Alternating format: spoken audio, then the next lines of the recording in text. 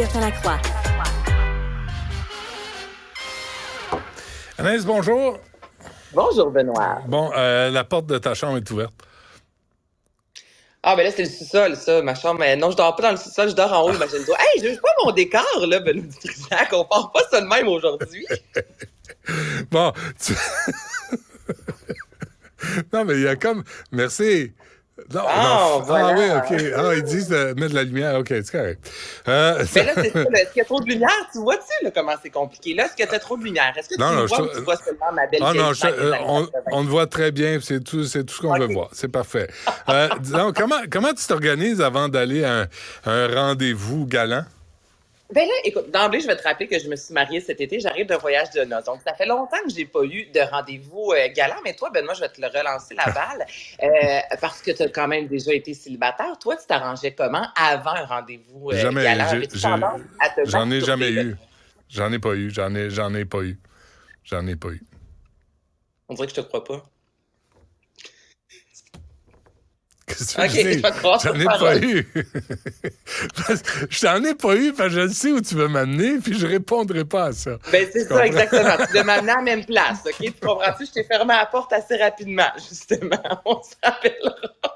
Donc, on va parler aujourd'hui, Benoît, de masturbation avant une première rencontre, OK? Oui. Et c'est une étude qui a été faite récemment par le Pure, qui est un site de rencontre, en fait. Et il y a quand même près de 2000 personnes, 2000 célibataires qui ont été interviewés à savoir est-ce qu'il y a masturbation ou non avant une première rencontre? Et 71%, Benoît, des répondants ont dit ben oui, effectivement, je me masturbe. Et là, on parle hommes, femmes confondus. Et ce qui est ressorti en premier, la raison, c'est que ça donne confiance. Puis là, ça m'a rappelé, la saison dernière, Benoît, on s'était jasé, toi et moi, de gens qui se masturbent avant justement d'aller, exemple, à une rencontre pour décrocher un nouvel emploi. Donc, c'est pas la première fois que cette raison-là sort en premier disant ça me donne une confiance en moi, en même temps ça libère les chakras si je veux.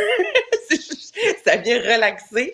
Donc c'est ce qui vient en première position. Et la deuxième raison, et là ce sont les hommes qui mettent ça souvent de l'avant en disant ben là si je pourrais avoir un rapport sexuel lors de cette première rencontre là, j'aimerais ça ne pas avoir un orgasme dans l'espace de 1 minute, donc je vais me masturber avant dans le but. Puis là en même temps il y a quelque chose de triste dans tout ça parce que c'est une pression aussi qu'on met sur les épaules des hommes disant faut que ça dure longtemps, mais on s'entend qu'il n'y a pas juste en soi la pénétration. Il y a moyen qu'un rapport sexuel dure plus d'1 minute parce que oui, pénétration, c'est important, mais il y a vraiment autre chose. Mais c'est bon, 1 minute? Ben, je savais que tu allais me dire. Hey là, hein, gars, parle pour toi, moi j'embarque pas là-dedans, là, je te pose une question.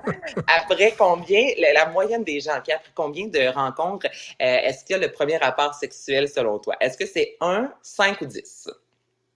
Ah, pas 3, pas 7? Ben là, écoute, je te donne un choix de réponse. Ça peut être de 1 à 10, puis vas-y avec le chiffre qui convient. Mais je dirais 1.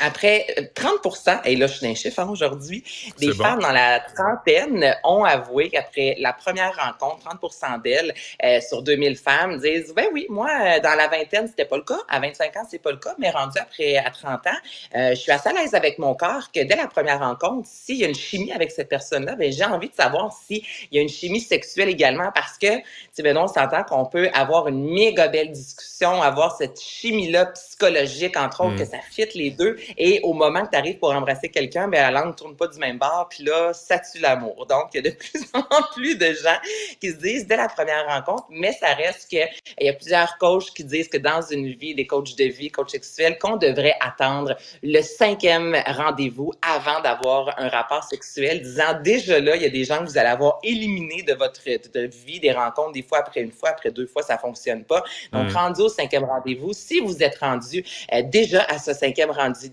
il y a plus de chances que le rapport sexuel soit extraordinaire et que ça mène à une relation qui soit plus stable. Mais suite à ça, hein, c'est selon, comme on dit. C'est selon. On s'en mêle pas.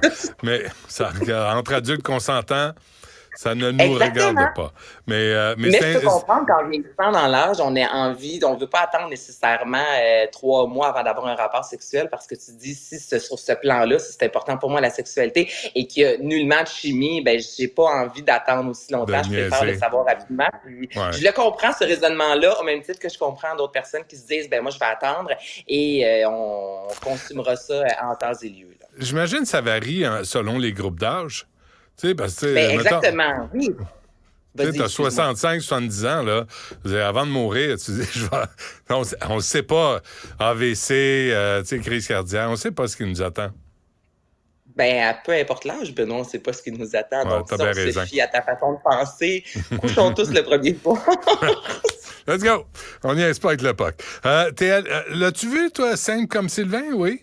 Oui, je suis allée voir ça ce week-end au cinéma. Je voulais faire entendre la bande-annonce, mais là, je vois l'heure, puis je voulais vraiment vous en parler. Ce film-là de Monia Chokri avec Magali Lépine-Bolondo, puis Harry Cardinal, qui a connu un méga succès, je te dirais, ce week-end au box-office.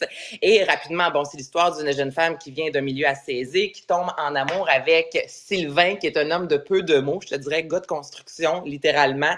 Et ce film-là, Benoît, met la sexualité de l'avant comme on voit rarement au cinéma, notamment au Québec, et j'ai tellement passé un beau moment parce que c'est cru sans tomber dans la sexualité, plutôt dans la vulgarité. Il n'y a pas de nudité, mais tu as des gros plans là, de langue, OK? Ça peut durer des fois là, un bon 20 secondes. Tu sais, au cinéma, sur l'écran, là, les deux langues qui s'entremêlent, ça se french à grands coups de langue, justement.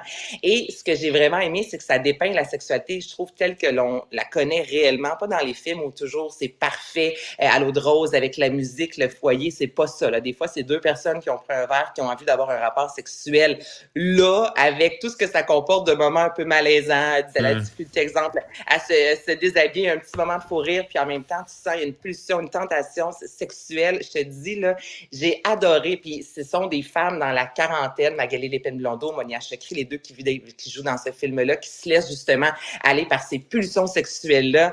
C'est du bonbon, ça fait du bien de voir ça au cinéma. Donc, il y a de l'amour, il y a des réflexions, mais il y a du sexe, il y a du cul et c'est toujours bien fait sans être déplacé. Pour autant, vraiment là, un gros coup de cœur pour ce film-là. Mais allez pas voir ça avec vos enfants. C'est pas Disney, hein? Parfait. Merci. Quoi que Disney, des fois, il est pas pire aussi, dans ses petits culs. Ça devient, oui. C'est notre histoire. Parfait. Merci, Anaïs. On se reparle demain. Salut, Benoît, demain. Yasmine suit à l'instant.